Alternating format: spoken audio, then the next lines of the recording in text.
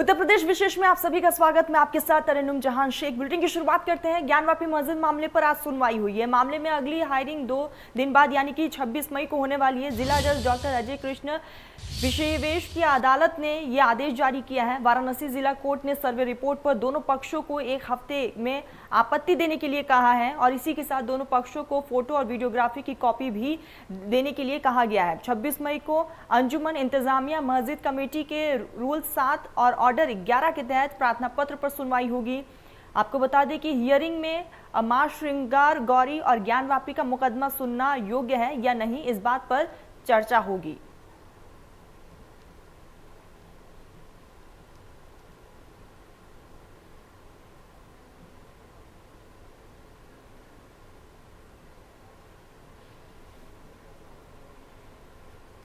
तो कोर्ट ने दोनों पक्षों की दलीलों को सुना है और आपको बता दें कि अब आज जिस तरीके से सुनवाई की गई है और 26 मई को जो है अब सुनवाई होगी। यानवी मामले में अब 26 मई को जो है अगली सुनवाई होने वाली है।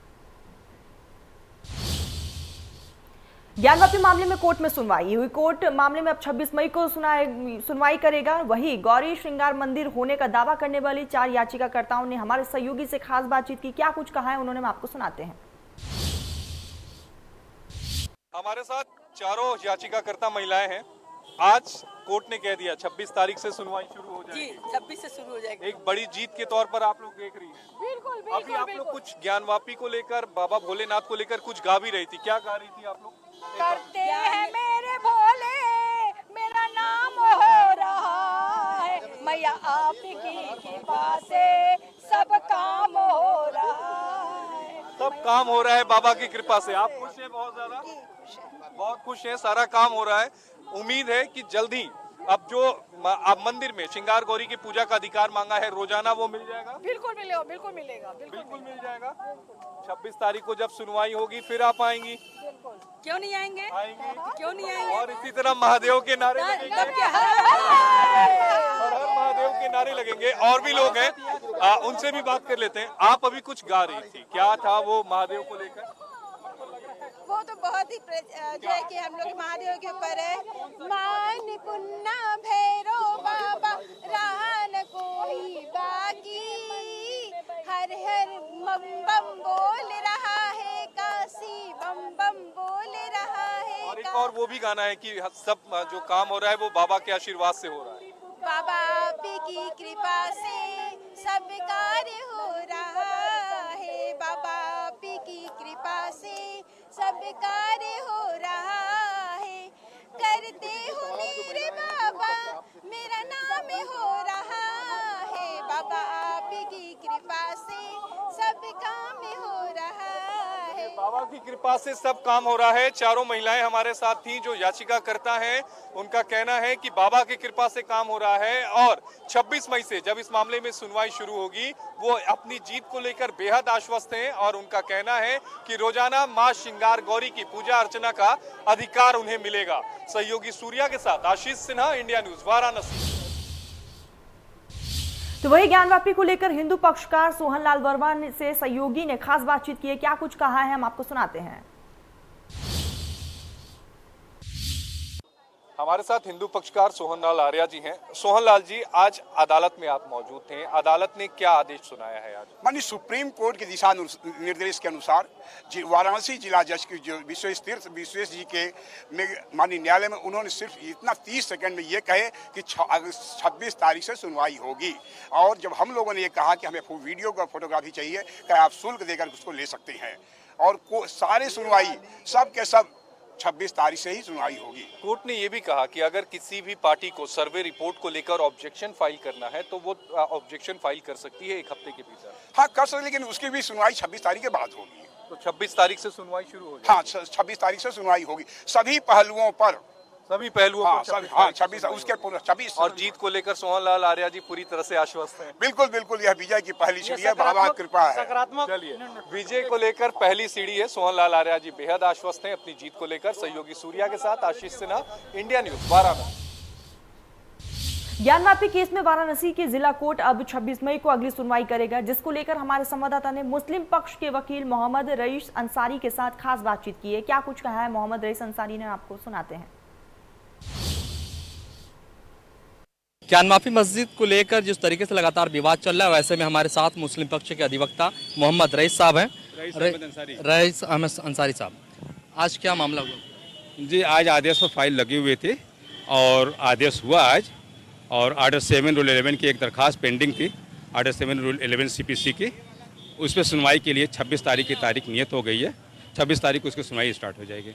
सरल भाषा में बताइए 7-11 क्या चीज़ है, क्योंकि हमारे 7-11 एक ऐसी चीज़ है जो एक विधिक प्रक्रिया है। पहले कोई मुकदमा आता है तो उसको पहले ये देखा जाता है कि क्या ये मुकदमा जो बातें वादी कह रहा है किसी ऐसे कानून से तो बाधित नहीं हो रहा है कि जो कानून के तहत ये मुकदमा चल ना पाए, इसको पहले देखा जाता है। अगर किसी कानून से बाधित है कोई मुकदमा और वो कानून के तहत वो मुकदमा चल ही नहीं सकता है तो उसको पहले उस पर देख करके उसको वहीं पर खत्म कर दिया जाता है। ये 7-11 में जैसे साहब वार्षिक एक्ट के तहत ही आते हैं क्या उसके अंदर? नहीं, किसी भी एक्ट के तहत ये नहीं है। एक्ट को जो मुकदमे होते हैं बहुत से एक्ट से बाधित होते हैं, कोई जरूरी नहीं कि प्लेसेस ऑफ वर्शिप एक्ट है। यहाँ प्लेसेस ऑफ वर्शिप एक्ट है, यहाँ वक्फ एक्ट है, दूसरी बातें हैं। और मुकदमे मान लीजिए किसी टैक्स वगैरह के आगे वो किसी टैक्स से बाधित है, किसी और दीगर मुकदमे किसी और कानून से बाधित है। अगर किसी कानून से कोई चीज़ें बाधित हो जाती हैं कि इस कानून के तहत ये बातें कही जाती है और इसके खिलाफ मुकदमा नहीं चल सकता है, और आप लेकर कोई मुकदमा ऐसा आते हो तो पहले उसको टेस्ट किया जाता है कि इस कानून के तहत ये बात कही गई, इस पर ये मुकदमा चल पाएगा कि नहीं चल पाएगा। अगर नहीं चल पाएगा तो उसको वहीं पर ख़त्म कर दिया। मोहम्मद रईस अंसारी साहब थे, जिनका साफ कहना है कि जिस तरीके से अदालत ने उनको रिपोर्ट देने की बात कही है वो अप्लाई करेंगे, उसके बाद रिपोर्ट आने के बाद वो अपनी प्रतिक्रिया दर्ज कराएंगे। वाराणसी से जमील अहमद, इंडिया न्यूज़। खबरों में आगे बढ़ते विश्व वैदिक संघ द्वारा वाराणसी जिला न्यायालय में सिविल जज सीनियर डिवीजन रवि कुमार दिवारकर की कोर्ट में एक और वाद खिलाफी यहां पर दाखिल किया गया है। ये वाद भगवान आदि विवेश्वर विराजमान की और वाद मित्र किरण सिंह के द्वारा फाइल किया गया है, जिसको लेकर हमारे संवाददाता ने खास बातचीत की है। क्या कुछ कहा है हम आपको सुनाते हैं। विश्व वैदिक सनातन संघ की तरफ से एक वाद दाखिल किया गया है वाराणसी की निचली अदालत में। हमारे साथ जितेंद्र सिंह बिसेन हैं, जिन्होंने ज्ञानवापी परिसर में प्राप्त शिवलिंग की पूजा का अधिकार मांगा है। जितेंद्र सिंह जी, जो आपने वाद दाखिल किया है, जो याचिका दाखिल की है, उसमें आधार क्या क्या लिए हैं? देखिए, इस याचिका में 3 प्रमुख आधार रखे गए हैं। सर्वप्रथम, ज्ञानवापी परिसर में मुसलमानों का प्रवेश प्रतिबंधित किया जाए। संपूर्ण ज्ञानवापी परिसर 91-30 हिंदू पक्ष को दिया जाए। और सबसे महत्वपूर्ण, जो स्वयंभू आदि विश्वेश्वर ज्योतिर्लिंग है उसकी नियमित पूजा पाठ करने की अनुमति प्रदान की जाए। इसके लिए हमने अलग से भी एक एप्लीकेशन साथ में शूट में फाइल की है, ताकि इस पर तत्काल प्रभाव से पूजा का अधिकार हिंदू पक्ष को दिया जाए। ये वाद आपकी तरफ से दाखिल हो गया है, क्या इस वाद पर जल्द सुनवाई की कोर्ट से मांग भी करेंगे आप? बिल्कुल, हमारी तो यही मांग है कि जल्द से जल्द इस पर सुनवाई हो, ताकि इसी के लिए हमने एक एप्लीकेशन साथ में लगाई है, ताकि इस तत्काल पूजा प्रारंभ हो। उसके लिए इस शूट में एक एप्लीकेशन अलग से मेंशन है। आखिरी सवाल आपसे लूंगा, आपके बाद में आपने साक्ष्य दस्तावेज भी दिए होंगे, वो कौन से मजबूत दस्तावेज हैं, कौन से दस्तावेजों का आपने जिक्र किया है? देखिए, इस साक्ष्य में सबसे महत्वपूर्ण दस्तावेज तो स्वयं आदि विश्वेश्वर स्वयंभू ज्योतिर्लिंग विराजमान सबसे महत्वपूर्ण जो है, क्योंकि ये आदि विश्वेश्वर स्वयंभू ज्योतिर्लिंग विराजमान की ओर से ही मुकदमा फाइल हुआ है, जो विराजमान शिवलिंग है वर्तमान में।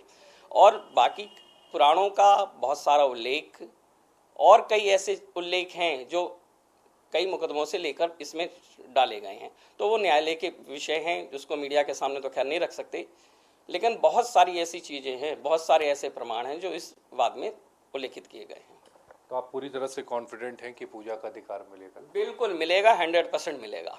जितेंद्र सिंह बिसेन साहब हमारे साथ हैं, पूरी तरह से कॉन्फिडेंट हैं कि पूजा का अधिकार मिलेगा। एक वाद दाखिल किया है वाराणसी की निचली अदालत में। सहयोगी सूर्या के साथ Ashish Sinha, India news, Varanasi. UP विधानसभा में पूर्व मुख्यमंत्री अखिलेश यादव ने महिला सुरक्षा को लेकर सवाल उठाया। उन्होंने कहा कि सरकार सिर्फ अपने प्रचार में लगी हुई है, महिला अपराधों में यूपी में सबसे आगे बढ़ोतरी देखने को मिली। अखिलेश के बयान पर सीएम योगी ने भी जवाब दिया। सीएम योगी ने कहा कि महिला संबंधी अपराधों पर कड़ी कार्रवाई की गई है, अपराध कोई भी हो माफ नहीं किया जा सकता। सदन में उठा महिला सुरक्षा का मुद्दा और ऐसे में अखिलेश यादव बरसते हुए नजर आए और यहाँ पर सरकार को घेरते हुए भी अखिलेश यादव नजर आए।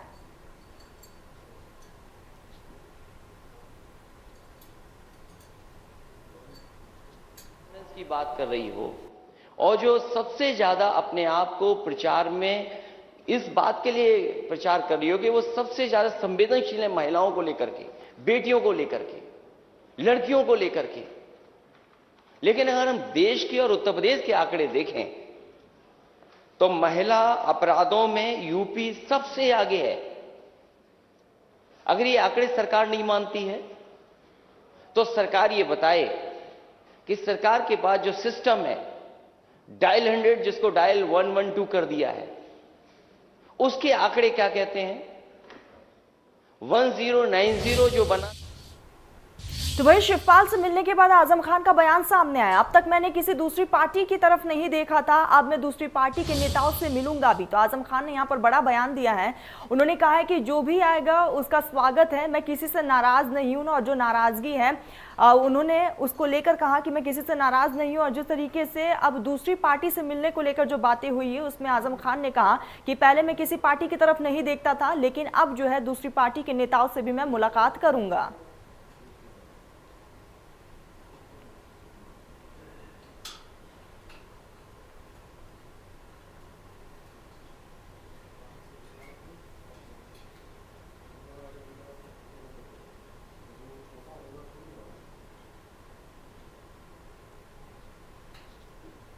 यहाँ पर शिवपाल यादव से मिलने के बाद आजम खान का ये पूरा बयान सामने आया। लाइन खींच कर रखा था, किसी दूसरी कश्ती की तरफ देखा नहीं था। सवार होना तो बहुत दूर की बात है, देखा भी नहीं था। लेकिन अंदाजा ये हुआ कि सलाम दुआ सबसे रहना चाहिए। चाय नाश्ता भी अगर हो तो उसमें भी कोई एतराज नहीं होना चाहिए। जब सब करते हैं चाय नाश्ता तो मैं नहीं कर सकता। जिन सिब्बल को राज्यसभा भेजने की कवायद समाजवादी पार्टी प्रयास कर रही है कि उनको सीटों का गठबंधन करके उनको राज्यसभा भेजा जा सकता है, वो उनका हक भी है और जिस पार्टी से भी वो जाएंगे तो पार्टी के लिए भी बाईस इज्जत रहेंगे। वो इस कदर मोहतरम शख्सियत हैं, वो बहुत बड़े आदमी हैं, बहुत अच्छे हैं। और शायद सबसे ज्यादा अगर किसी को खुशी होगी उनके होने से तो मुझे होगी। जिन सिब्बल को राज्यसभा भेजने की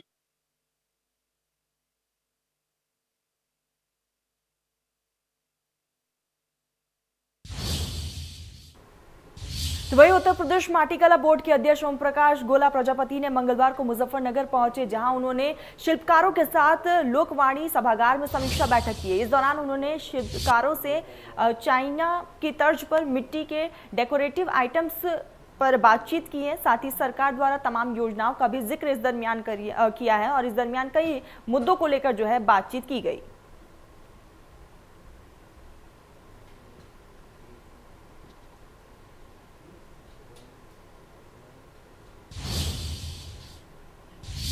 तो वहीं न्यायालय के आदेश के बाद प्रदेश भर में सभी धार्मिक स्थलों से लाउडस्पीकर हटाए जाने के बाद अब प्रयोग में नहीं आने वाले उन सभी लाउडस्पीकर को मंदिर और मस्जिद के धार्मिक गुरुओं ने स्कूल कॉलेज में लाउडस्पीकर दान करने का एक बड़ा फैसला लिया है। और ये जो निर्णय लिया गया है इसमें सबसे पहले अगर बात की जाए, मुजफ्फरनगर के ग्रामीण और शहरी क्षेत्र में मंदिर और मस्जिद से उतारे गए 100 से ज्यादा लाउडस्पीकर स्कूल कॉलेज को दान कर दिए गए हैं। मस्जिद के संचालकों का कहना है कि न्यायालय का जो आदेश आया था उसका सम्मान करते हुए हमने मस्जिद और मदरसों से लाउडस्पीकर को उतार दिया था, लेकिन लाउडस्पीकर उतारने के बाद उन्हें अब कबाड़ियों को बेचा जाए, ऐसा इस्लाम में शरीयत के मुताबिक मनाही है। और ऐसे में इसलिए हम मस्जिद की किसी भी चीज़ को बेच नहीं सकते हैं और ना ही किसी को दान कर सकते। इसीलिए दारुल उल्म देवबंद को फतवा के यहाँ पर फतवा जारी करने के लिए जो है राय ली गई है। राय में ये बताया गया है कि मस्जिद की किसी भी चीज़ को इस्लाम को मानने वाला कोई भी व्यक्ति उस चीज़ को खरीद कर कभी भी दान नहीं कर सकता है।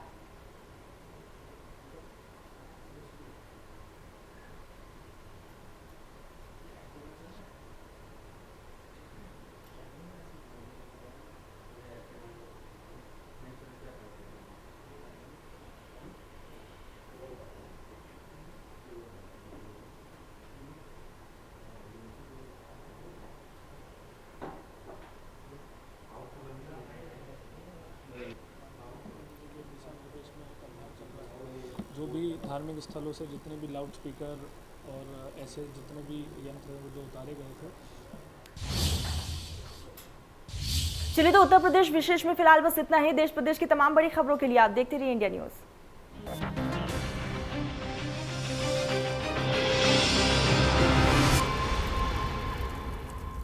चैंपियंस तो यहाँ भी बनते हैं। रमी कल्चर, चैंपियंस का कल्चर। डाउनलोड कीजिए rummyculture.com से। इस गेम में वित्तीय जोखिम की संभावना शामिल है और इसकी आदत लग सकती है। कृपया जिम्मेदारी से और अपने जोखिम पर खेलें। खास जड़ी बूटियों से बना पेट